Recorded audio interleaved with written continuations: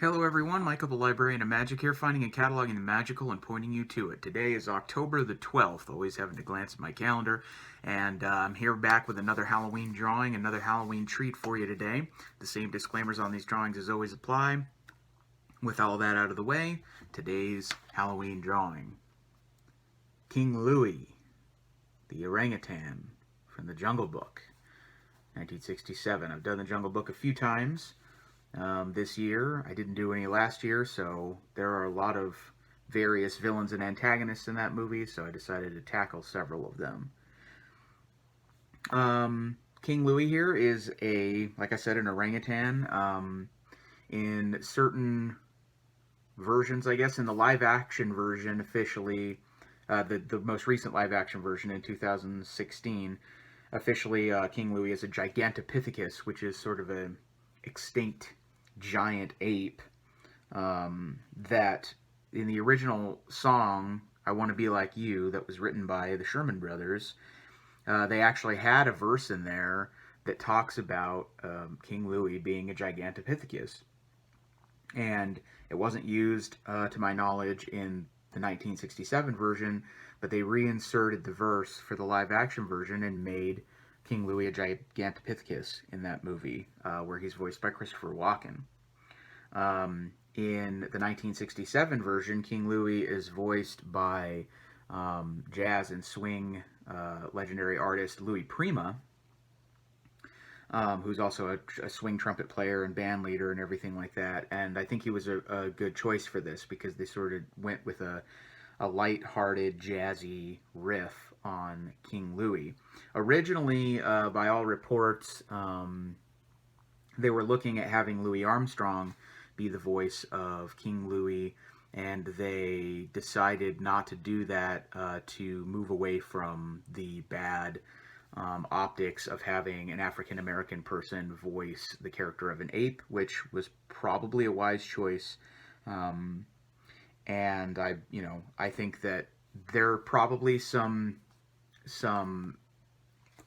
racial readings of this character that many may find uncomfortable, but I think that Disney did their best in this case to actually try to move further away from some of those stereotypes. That's not to say that if you have those sort of readings of the character personally that those are invalid. They are, but for me personally, I think they decided to move away in ways that would have offended me to ways that don't personally offend me.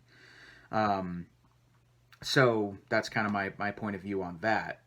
But I think that Louis Prima was a good job, and I think it's sort of a fun, jazzy riff, and I enjoy the character. In modern times, whenever this has come back in animated situations, particularly stuff like Tailspin, where in the 90s, in the Disney Afternoon, when King Louie basically became a completely different character. He really wasn't a villain. He was an ally of Baloo, and he ran like a bar, basically, or a restaurant. He was voiced by Jim Cummings, who was able to do a pretty flawless Louis Prima impression. And Jim Cummings has done a lot of stuff, and he's been mentioned on this channel many times. And just comb the videos for references about Jim Cummings' work. And then, as I said, in the Jon Favreau live-action movie, he was voiced by Christopher Walken. Interestingly, King Louie doesn't appear in Rudyard Kipling's novel, primarily because orangutans are not native to India. They're from Southeast Asia and Indonesia and Borneo and whatever. So they weren't featured in Rudyard Kipling's book. At one point in the novel, Mowgli is abducted by some Bandar log monkeys. They don't have a leader. They're just agents of chaos, basically. And that's kind of as far as the novel goes. This character was supposed to be a little bit darker in Bill Pete's original script for this, but this was the movie they were working on when Bill Pete sort of had a split with Walt Disney on creative differences and sort of left the company. I talk a lot more about Bill Pete in the Madam Mim episode from last season if you're interested to learn more about him, but he's one of my favorite Disney legends of all time. And anyway, his story development, his script development for this was going to be a lot darker version of this, but we'll never know what that was going to look like because he split with Walt Disney and left the company, and that version never came to light, and they decided to go with a more lighthearted, jazzy version of the character, which was ultimately, that whole sequence was ultimately animated by three of Disney's 9 old men, Milt Kahl, Frank Thomas, and John Lounsbury. Milt Kahl was the principal animator on all of the scenes, or the part of the sequence where Louie and Mowgli are interacting with each other. Frank Thomas is responsible for the part of the sequence where Louie is dancing around and singing by himself, and John Lounsbury is responsible for animating the part of the sequence where Louie is having a scat duet with Baloo. So they kind of all worked in tandem on that whole, because it is a remarkable song and sequence with a lot of moving parts, and it turned out really great. And it's just one of my favorites. I love the Sherman Brothers music there.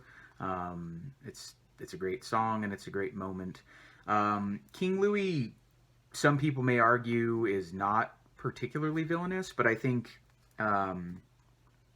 in the sense that he is sort of conniving and I mean, he doesn't have good goals, but I suppose he's an agent of chaos in the sense that he doesn't know any better of what he's trying to do. But basically in the film, Louie wants the secret to fire because he wants to be more like a man. He considers men his cousins by DNA, which is true, and he wants to learn how to make fire because he feels that's the thing that separates him from behaving like a man. And he wants that secret from Mowgli. He wants him to teach him how to do it.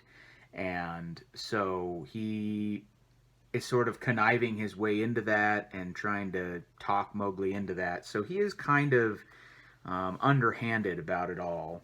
And it's not really clear in the movie if his goals are good, bad, or otherwise, but I think we get the impression that at the very bare minimum, he would, if he were to learn how to make fire, he would probably not be able to use it responsibly because he's surrounded by chaotic monkeys, and they would probably just end up burning things down.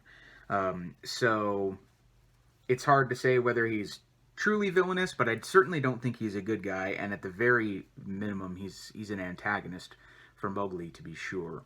But that's probably why in some of the newer, like in Tailspin, for example, they decided to just make him an ally. They made him a good guy, basically. And so you can do interesting things with this character that they've done over time because, you know, he's not just a stone cold bad guy necessarily. So I'm happy with the way this drawing turned out. This is based on a still from the film and probably based on the attitude of it, it looks like it might be from that sequence where Louie is dancing around on his own. So in all likelihood, this was probably animated by Frank Thomas. But I'm not 100% sure about that. But yeah, I just found this still from the film and decided to draw it, and I'm pretty happy with the way that turned out. Some of the things that were really difficult were actually the feet. Those were just hard to get the proportions just right, but everything else was not too bad to do, and it was enjoyable. So I'm happy with how that turned out. If you're a fan of King Louie, let me know down below. If you have any opinions or thoughts about, you know, the Jungle Book, or, you know, favorite characters from that, other villains that you hope that I might draw, whatever, just let me know down below. Thanks as always for commenting and liking and subscribing on these videos, and following along with me.